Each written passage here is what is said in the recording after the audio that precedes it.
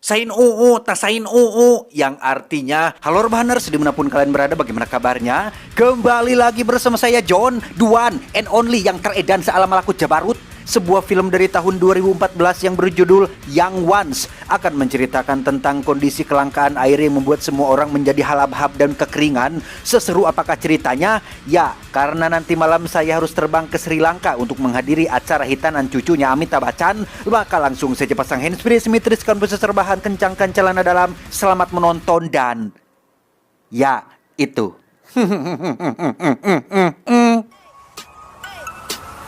Get it when I get back.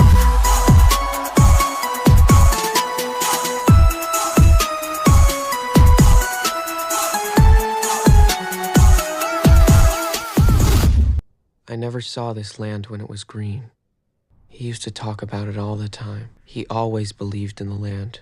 Most people who could left. Berlatar di masa depan yang tidak terlalu jauh, planet bumi menjadi planet yang panas, kekeringan karena tidak ada air hujan. Beberapa orang rela mempertaruhkan nyawanya demi sebotol air minum. Salah satunya adalah dua pencuri yang nekat membobol saung milik seorang petani. Sampai akhirnya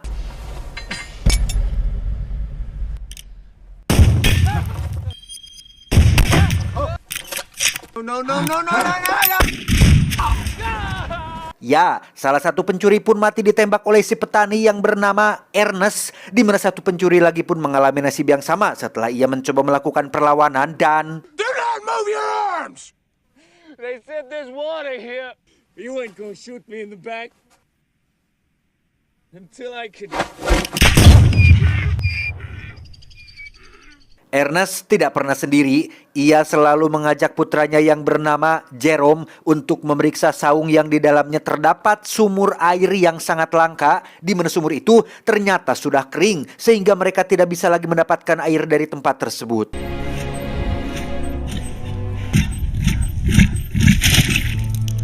Should we go back? She'll make it. Bermodalkan seekor keledai untuk membawa barang bawaan, Ernest dan Jerome pun pergi ke bukit untuk menemui para pekerja pipa air yang membawa pasokan air dari tempat yang sangat jauh. Ernest rutin mengantarkan minuman beralkohol untuk para pekerja ini dengan imbalan akan mendapat jatah pasokan air untuk tanahnya yang kekeringan. Like you said, you think that's gonna cut it? My land's fertile, it's just dry. You just worry about getting those supplies up here. Saat pulang, sang keledai tak sengaja terjalikeh yang mengakibatkan kakinya patah, yang itu berarti tak ada lagi hewan yang akan membantu membawakan barang bawaan ketika mereka melakukan perjalanan.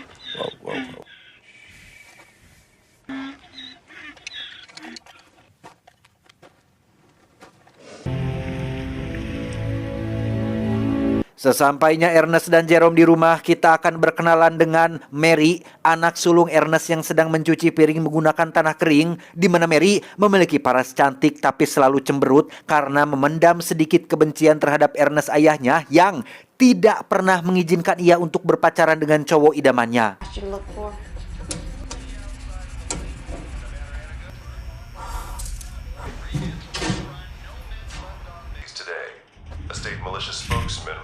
Keesokannya, Ernest dan Jeremy pun mendatangi sebuah acara pelelangan robot untuk mencari pengganti keledai mereka yang lumpuh, di mana Ernest berhasil mendapatkan robot yang diinginkan setelah beradu harga dengan para pembeli yang lain. From 26 for the first time, for the second time, down to number 26. That donkey. Guess you can keep that supply. Pulang dari acara pelelangan, Ernest pun mampir sebentar untuk membeli beberapa liter air untuk kebutuhan di rumahnya. Di situ ada seorang pemuda bernama Robbie yang biasa mengemis air dengan memanfaatkan istri dan bayinya yang masih kecil. Ernest dengan baik hati memberikan satu kompan air miliknya, sekaligus menasihati si Robbie untuk jangan memanfaatkan bayinya yang masih kecil karena kasihan atuh harus panas-panasan kena debu di pinggir jalan. Using the baby out here, using him as bait, okay? And no about selling that baby. You need water, you come see me. Sesampainya di rumah, saat Ernest sedang menyiapkan robot barunya, muncullah pacar Mary yang bernama Fleming yang sengaja datang untuk mengajak putrinya main keluar. Dengan tegas Ernest meminta Fleming untuk jangan menemui putrinya dulu. Bukan apa-apa, sebagai ayah yang baik, Ernest hanya tidak ingin putrinya masuk dalam pergaulan yang tidak benar. Tahu-tahu hamil, apalagi di tengah situasi sulit seperti ini, akan menjadi sangat merepotkan sekali apabila itu terjadi. Sehingga jika Fleming benar-benar nyaah dan bogoh pada putrinya, Ernest hanya minta agar tolong pahami situasi dan kondisi. Tunggu sampai musim hujan turun dan keadaan kembali seperti semula jika memang Fleming ingin serius pada putrinya.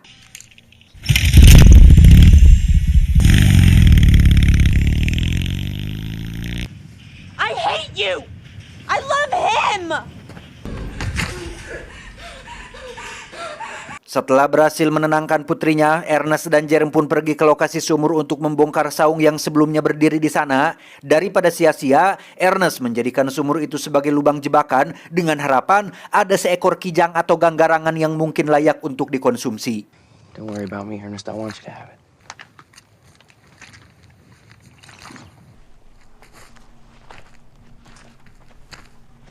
Saat pulang ke rumah, robot pengangkut mereka ternyata sudah dicuri oleh seseorang, di mana Ernest langsung teringat dengan Fleming, pacar putrinya yang kemarin sempat datang dan melihat robot itu, sehingga ia segera menemui ayahnya untuk memastikan hal tersebut. He's obsessed with the land we've lost. He went up to the mountain this morning. Dan benul saja, kata ayahnya, Fleming baru saja pergi ke bukit tempat para pekerja pipa bekerja, sehingga dengan cepat Ernest menyusul ke sana untuk menemuinya.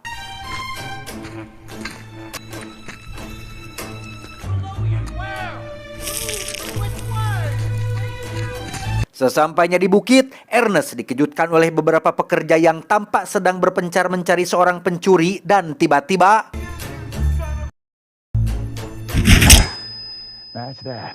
Ya, para pekerja pipa ini menuduh Ernest sebagai pelaku yang telah mencuri uang dan jatah air mereka, di mana Ernest yang tidak merasa melakukannya pun langsung memberikan perlawanan dan berhasil pergi meninggalkan tempat tersebut.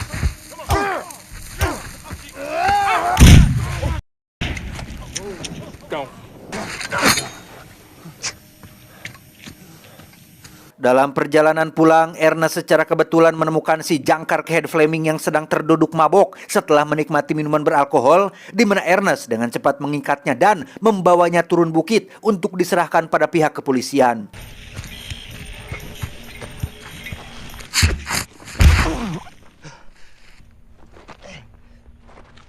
Jarak yang jauh dan panas sinar matahari yang menyengat membuat Ernest mulai kelelahan dan memutuskan untuk istirahat sebentar. Disinilah akhirnya terungkap alasan kenapa Fleming melakukan semua ini adalah dikarenakan ia berambisi ingin menjadikan tanah kering di daerah mereka kembali subur.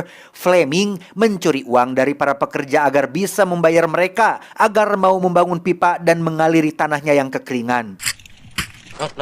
No, look. You can have half. No. Let's go. Come on.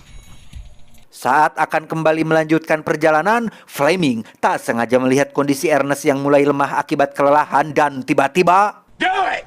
Ernest.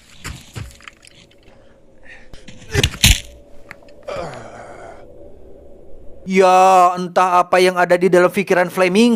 Ia melempar sebuah batu ke kepala Ernest yang membuat bagian belakangnya terkena batuan tajam. Bukannya segera menolong Ernest yang notabene adalah calon ayah mertuanya, Fleming justru malah menyeret tubuh Ernest hingga ia mati akibat kehabisan darah.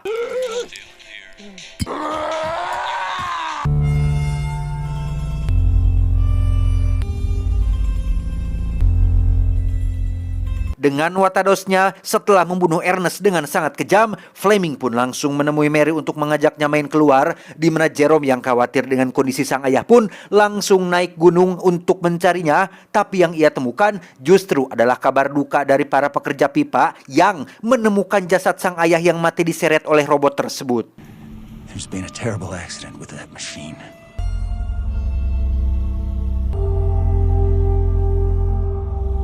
Akibat dari kejadian itu, Jerome pun menjadi sangat benci sekali terhadap robot tersebut hingga ia memukulinya dengan palu. Sementara untuk si koplok Fleming, ia berpura-pura baik terhadap Jerome dan Mary pacarnya dengan mulai mengambil hati mereka agar bisa menguasai seluruh tanah milik Ernest di wilayah ini. Try and get some of that water down here. Just figure maybe it just sort of needs a fresh face.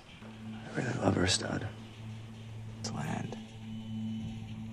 Dengan uang yang Fleming curi dari para pekerja pipa itu sendiri, Fleming berhasil membayar mereka untuk membangun pipa saluran air menuju tanah yang kering dan His perseverance held that this land fertile, and let his children reap its reward. tak butuh waktu bertahun-tahun untuk mengembalikan tanah kering ini menjadi subur dan penuh dengan tumbuhan gandum. Jerome yang awalnya keberatan dengan sosok Fleming pun perlahan mulai luluh dan menyetujui niat Fleming yang ingin mempersunting Mary kakaknya.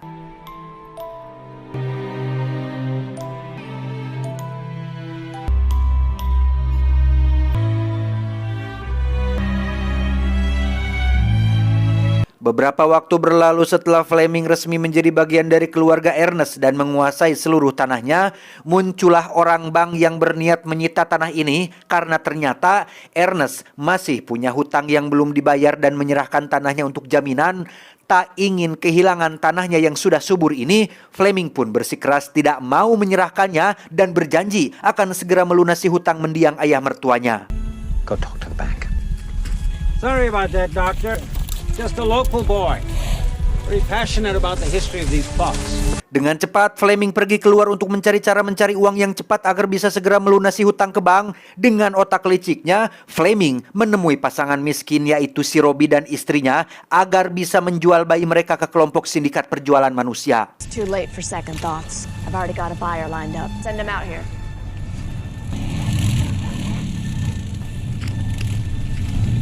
Mengetahui bayinya telah dijual, Robbie pun langsung mengamuk kepada Fleming, tapi tiba-tiba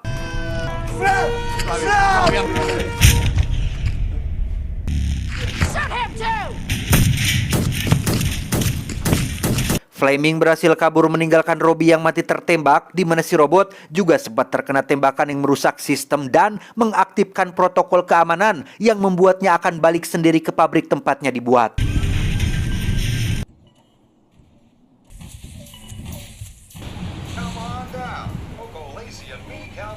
Hoyman calling from Calvin Hoyman. I'm trying to reach Ernest Holm, over. Di depan Mary dan Jerome, Fleming menjelaskan jika robotnya telah ia jual kepada si Robbie demi untuk mempertahankan tanah ayah mereka dari sitaan pihak bank. Namun seiring berjalannya waktu, Jerome mulai curiga dengan gerak-gerik Fleming yang didatangi oleh istri Robbie dengan menggendong seonggok boneka di tangannya. Come on.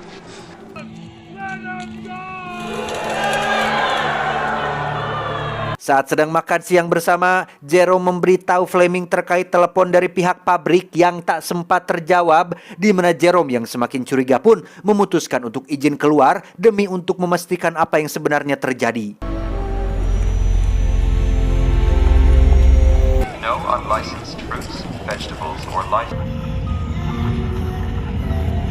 Sendirian, Jerome melakukan perjalanan panjang menuju pabrik robot yang berlokasi di pusat kota. Sesampainya di sana, Jerome disambut oleh bapak manajer pabrik yang mengatakan jika robot atas nama milik Ernest ayahnya telah pulang sendiri sesuai dengan protokol keamanan. Okay, beauty, let's see what they do. Alright, let's get this going. Tak hanya itu saja, si manajer pabrik pun menjelaskan bahwa robot ini merekam hampir semua yang dilihatnya dan tersimpan di dalam memori yang memiliki kapasitas 1000 terabyte sehingga Jerome bisa melihat apa yang sebenarnya terjadi sesaat sebelum kematian sang ayah tercinta.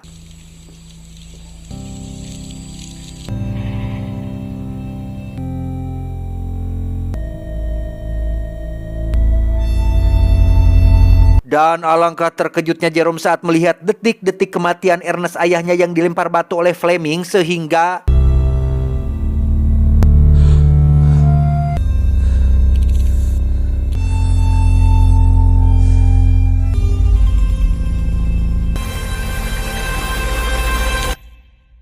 Dan jika Fleming mengira hanya dirinya lah yang bisa melakukan permainan, maka Jerome pun akan melakukan permainan serupa dengan membawa pulang robot itu ke garasi. Jerome pun berkata bahwa robot itu sudah ada di sana ketika ia pulang, sehingga Fleming yang kebingungan pun menjawab jika Robbie mungkin sudah mengembalikan robot tersebut secara diam-diam. Can't blame him for everything, right? I'll go talk to Robbie. Keesokannya, Fleming pun mengajak Jerome berburu dengan maksud untuk mendistract pikirannya agar tidak mempertanyakan perihal robot tersebut, di mana Jerome yang sudah mengetahui semuanya pun sempat mengarahkan senapan itu ke arah Fleming yang sedang berdiri membelakangi, tetapi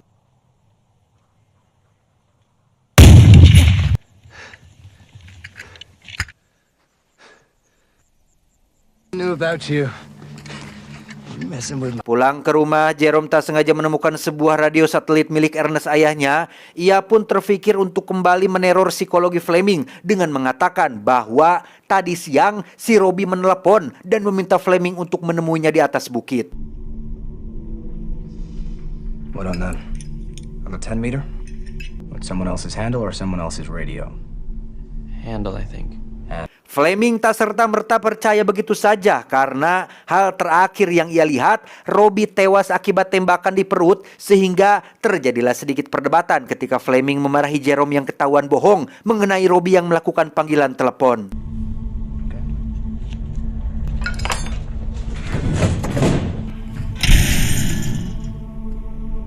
Keesokan paginya ketika sedang memeriksa lahan, muncullah petugas pos yang mengirimkan sebuah surat yang ketika dibuka, isinya adalah pesan dari si Robbie yang meminta Fleming untuk menemuinya di atas bukit tanpa tahu jika itu adalah pesan yang sengaja dikirim oleh Jerome untuk menjebak Fleming di lokasi tersebut.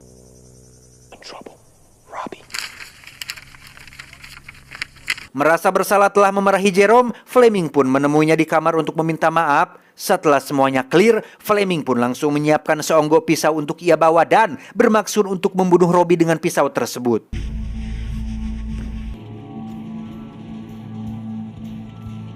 Bersama si robot, Fleming pun menaiki bukit untuk menemui Robbie yang ia anggap menunggunya di sana. Sempat ngamuk akibat si robot yang berdiri di belakangnya, Fleming pun berteriak memanggil-manggil nama Robbie sampai akhirnya Robbie! Robbie!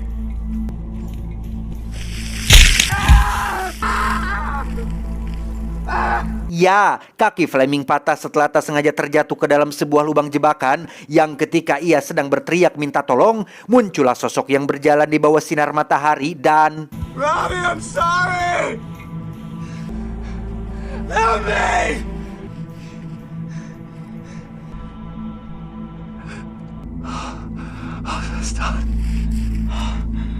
Awalnya Fleming tidak mau mengakui perbuatannya, tetapi setelah Jerome memainkan sebuah batu di tangan dengan sorot mata yang penuh dendam, Fleming akhirnya berkata jujur terkait apa yang sudah dilakukannya.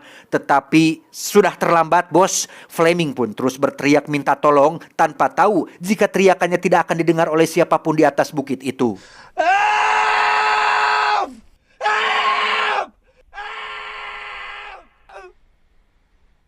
Pada akhirnya, Fleming pun mengemis untuk nyawanya. Ia mulai mencoba mempengaruhi pikiran Jerome dengan mengatakan bahwa jikalau dirinya mati, maka Mary kakaknya akan kehilangan suami. Sangat sedih sekali, terlebih lagi saat ini ia sedang hamil tua. Namun itu semua sama sekali tidak merubah niat Jerome sedikit pun dan tetap mengangkat senapannya untuk membalas kematian Ernest ayahnya. You be the first. You can, stud. 2 hari berlalu setelah kematian Fleming, Mary mulai khawatir dengan keadaan suaminya yang tak kunjung pulang. Tepat setelah 1 bulan saat ia tidak muncul kembali, Mary pun mulai ikhlas dengan kepergiannya yang mungkin saja sudah kabur dengan wanita lain. Sehingga daripada terpuruk dalam kekecewaan, Mary pun mulai mengikhlaskan kepergian Fleming dan fokus pada bayi yang dikandungnya saat ini. Tamat, ending yang cukup membagongkan. Eta pesan yang bisa kita ambil dari sosok Mary yang terlalu kecintaan pada Fleming adalah jangan berlebihan dalam mencintai sehingga menjadi keterikatan, jangan pula berlebihan dalam membenci sehingga membawa kebinasaan. Ingat, hati itu ibarat sebuah cangkir. Semakin banyak Anda isi dengan kecintaan kepada Allah Subhanahu wa Ta'ala, maka akan semakin sedikit ruang yang tersisa untuk kecintaanmu terhadap dunia. Saya John mewakili jajaran direksi IQ7 yang bertugas mengucapkan terima kasih dan sampai jumpa di video selanjutnya. Adios, tali kolor Abraham Lincoln. Cuau, cuau, cuau.